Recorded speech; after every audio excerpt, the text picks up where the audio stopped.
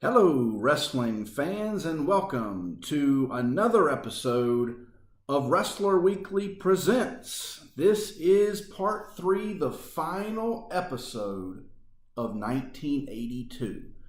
We have had a great time the last few weeks and going over the magazines here in 1982. What an unbelievable year that we had that year. Before we get started, I've got 5 magazines. And before we get started, I'd like to throw out a couple shout outs. One is to our hashtag on Sunday. For Sunday shout out was my good buddy from across the pond, Richard. And if you're not following Richard, he always throws out some great magazines and pictures. And he goes back to the 60s, which are great. So if you're a wrestling historian, you'll want to follow Richard for all of those updates and pictures. And so also the second shout out I'd like to give to Manny Fernandez, the Raging Bull, has joined us here in Myrtle Beach. And he is now helping out at the Tommy Wildfire Rich School of Wrestling. I was there last night. And what a great coach, what a great trainer. But man, if you are a aspiring wrestler, if you have a dream to become a professional wrestler, you have got to get here to Myrtle Beach. I mean, it is to be able to train with Tommy Wildfire Rich, former NWA World Heavyweight Champion, and now Manny Fernandez, the Raging Bull. I mean, it is an absolute dream. If I was much younger, believe me, this would have been the spot. I mean, it's Myrtle Beach. I mean, for just off the bat, I mean, fall's coming. Winter weather is going to come in behind it. But here in Myrtle Beach, South Carolina, we're going to be wearing shorts. So, but just think about that. I mean, I put a picture out last night. I put a tweet out with 2 photos of Tommy Wildfire Rich with the Georgia heavyweight title and Manny Fernandez with the Florida heavyweight title. And just the history. Who doesn't forget this? I mean, I was talking to somebody last night about it, but I mean, I remember back in the day, I mean, thoughts are just running through my head, but think about this. When you heard, anytime you hear Queen and you hear We Will Rock You, it gets people fired up and it's a big stadium thing. But for wrestling fans, I mean, that just meant Paul Jones, Ravishing Rick Rude, and the Raging Bull, Manny Fernandez. What an awesome tag team that was back in the day. So if you want information, you can follow me, you can message me. It's probably the easiest. You can email me at srichardson@wrestlerweekly.com. But send me a message through Twitter or Instagram or Facebook. You know how to find me at Wrestler Weekly. But you got to get down here. I mean, if you know someone, send them this video. Send them my information. But you got to get down here. I mean, they train Sunday nights, Sunday through Sunday, Monday, Tuesday, Wednesday. There are some special times that we do some things. But when we're even training, we've got a 10-year-old, Blaze Ty. I mean, this guy's going to be, this kid is going to be a phenomenal wrestler.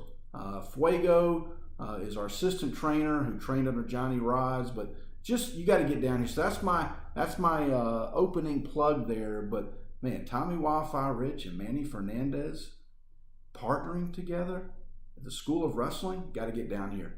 All right, let's jump into it. 1982, part 3. Are you excited? I'm excited. Let's go with it. We always go with the Hot Mag. The Hot Mag gets us started. This is Sports Review Wrestling 1982, fall of 82. And the Hot Mag to start us off. There we go. Sergeant Slaughter, when he's in Mid-Atlantic Championship Wrestling. And remember my favorite belt, the red leather U.S. title. Well, it changed over.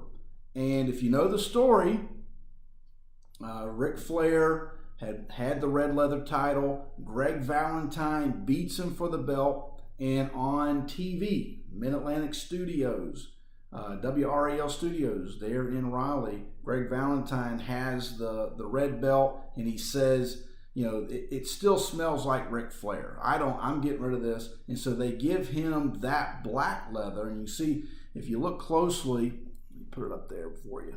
If you look closely on the black there, they actually trimmed it down compared to the red. Remember, the red was really big, big, kind of bulky, and so they scaled it down a little bit. But Greg Valentine, Wahoo McDaniel, Roddy Piper, Sergeant Slaughter, some greats had that belt. And so great mag, signed by Sergeant Slaughter, and a great way to start us off here on part 3 of 1982. Second, we have here, this is summer of 82, The Best of the Wrestler. And this is signed by Ric Flair, 16 times world champion. But here, this one happened in Mid-Atlantic. This is Blackjack Mulligan versus Ric Flair. Blackjack Mulligan, always one of my dad's favorite wrestlers, between Blackjack Mulligan and Ox Baker. My dad loved those two. My mom was a big Ken Patera fan, but my brother and I were Ric Flair, Ricky Steamboat, Jay Youngblood. And so this is a great mag signed by Ric Flair. Got that one. This one I got signed down in Elma, Georgia, a few years ago, and just had a great time down there. March of 82, we go with the sports review, and this is the Hammer, Greg, the Hammer Valentine, with that robe that he was famous for with the hearts. And so got this one signed at NWA Legends Fan Fest, probably 2014, maybe earlier, maybe later than that. But this was a great one. I see Greg at a lot of the events, and again, I always say this, but I do mean it. Opportunity and privilege, and just humbled to meet the guys that I grew up on, the legends. And these two guys were tag champs, as you know, Valentine and Flair. So back to back with those mags signed. This one is Inside Wrestling, so you know what that means. Do you know what that means? Have you been watching the episodes? Have you been sharing the episodes? Send them out. Send them to your friends. If you are not subscribed, a subscriber of Wrestler Weekly on Facebook, on YouTube, go to wrestlerweekly.com and become a VIP member. VIP members are getting all kinds of videos in their inbox, in their email. So go and find that information on wrestlerweekly.com.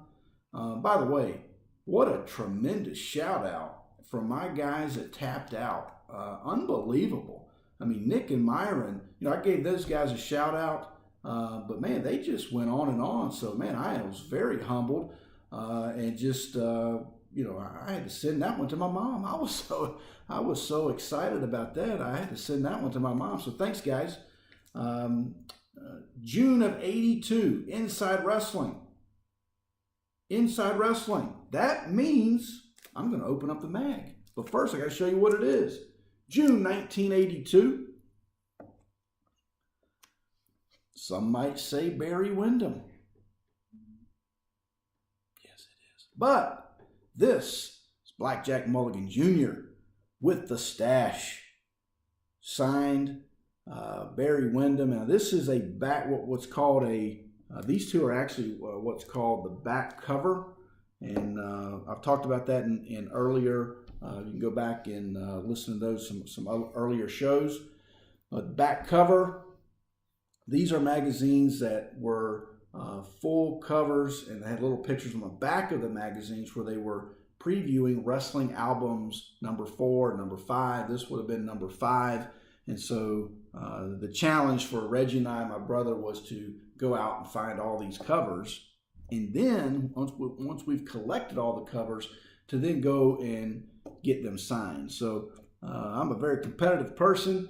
For those that don't know, I coached high school basketball for 23 years with 300 wins, multiple state championships won, and Final Fours in 3 different states. So I had a great career, and I've transitioned that. I've got a marketing management degree and worked in corporate America for 4 years and did some stuff with AIG and Wall Street, but now I'm locked in. Wrestler Weekly is on fire, and the final mag.